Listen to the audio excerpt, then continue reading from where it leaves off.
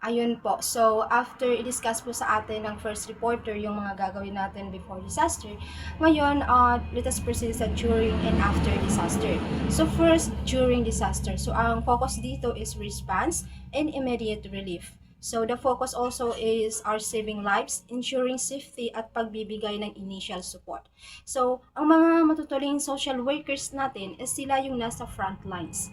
Gumagamit sila ng human-centered approach na ibig sabihin naka-focus talaga sa needs ng mga tao. So first, meron tayong psychological first aid and crisis intervention. Hindi pa ito therapy ha, pero ito ay supportive on compassionate na paraan para matulungan ang survivors na maging calm, safe at connected. Dito rin ina-address ang mga initial shock and trauma. For instance, isang social worker ang lumapit sa isang nanay na umiiyak dahil nawalan ng bahay. Hindi pa therapy ang ginagawa ni social workers dito, pero pinapakinggan niya ito at nagbibigay ng words of comfort tulad ng safe ka na ngayon, kasama mo kami, na tumutulong para bumaba ang anxiety level ni nanay. Next naman, or number 2, meeting basic needs. So, I know you are all familiar with this. Dito si social workers ay tumutulong sa shelters at relief centers.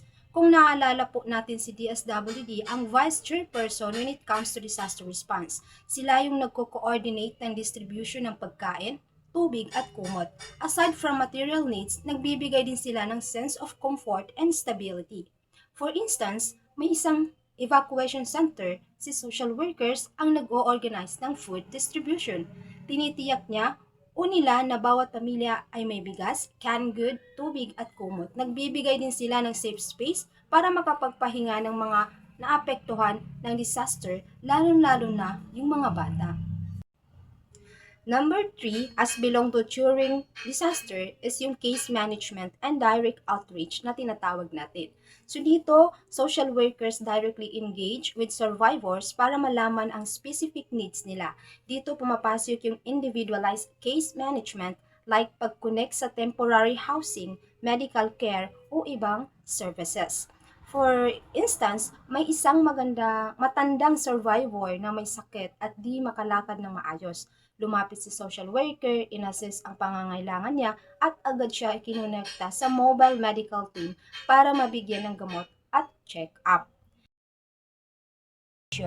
When we say family reunification, ito yung process kung saan tinutulungan ng mga social worker ang mga pamilya na muling magkita o magsama pagkatapos silang magkahiwalay. Madalas itong nangyayari sa mga sitwasyon tulad ng natural disaster, armed conflicts, ayun, or kahit sa cases ng human trafficking at migration.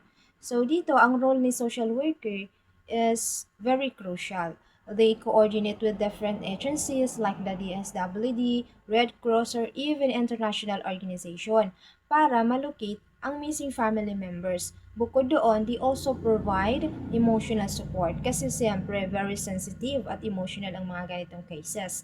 So for example, after a typhoon, may mga bata o matatanda na nawawala sa family nila. The social worker helps trace them through shelters, LGUs, and partner organizations. Once na mahanap sila rin ang nagfa-facilitate ng reunion, minsan may counseling pa para matulungan ang family to adjust emotionally after being apart for a long time. So ayun, si family reunification is not just being about bringing people back together physically but also helping them rebuild their emotional connection and sense of security as a family.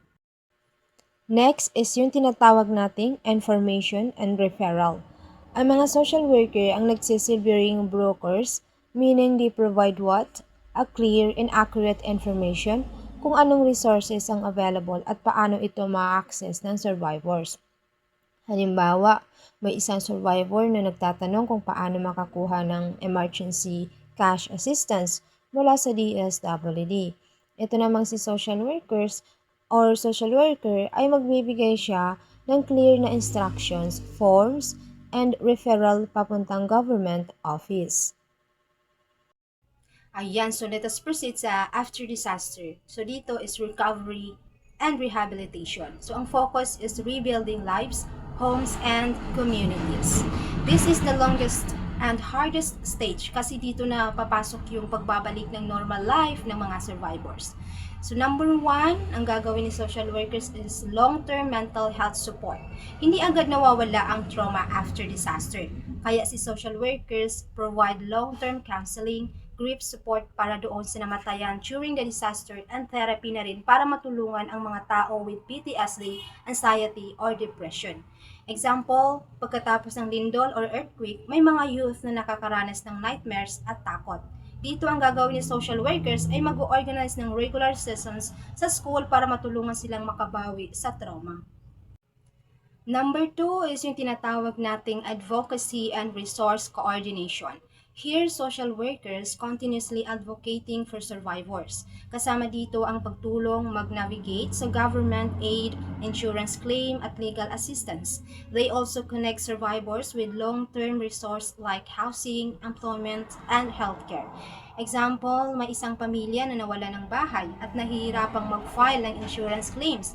Ang social workers ang nag-guide sa kanila sa pag-process ng requirements at tumulong na ma-access ang housing program ng LGU o ng local government unit.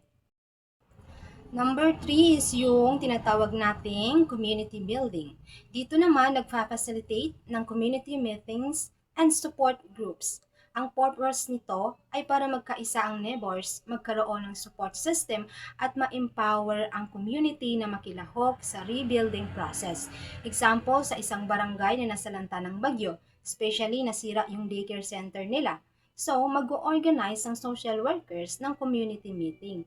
Pag-uusapan nila kung paano muli mag-rebuild ng daycare center at lahat ng members ay binigyan ng boses o bibigyan ng boses para makilahok at mag-join sa decision making. Next naman is yung tinatawag nating evaluation and future preparedness.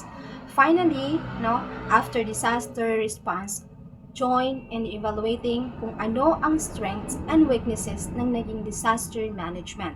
Ginagamit ito para ma-improve ang future plans at para mas maging prepared ang community kapag may darating na naman na bagyo ulit.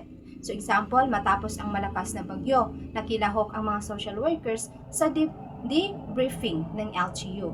So pinag-aaralan nila na kulang ang early warning dissemination sa mga liblib na lugar or remote areas. Kaya nire-recommend nila ang paggamit ng community radios and text brigades para sa mga effective disaster preparedness.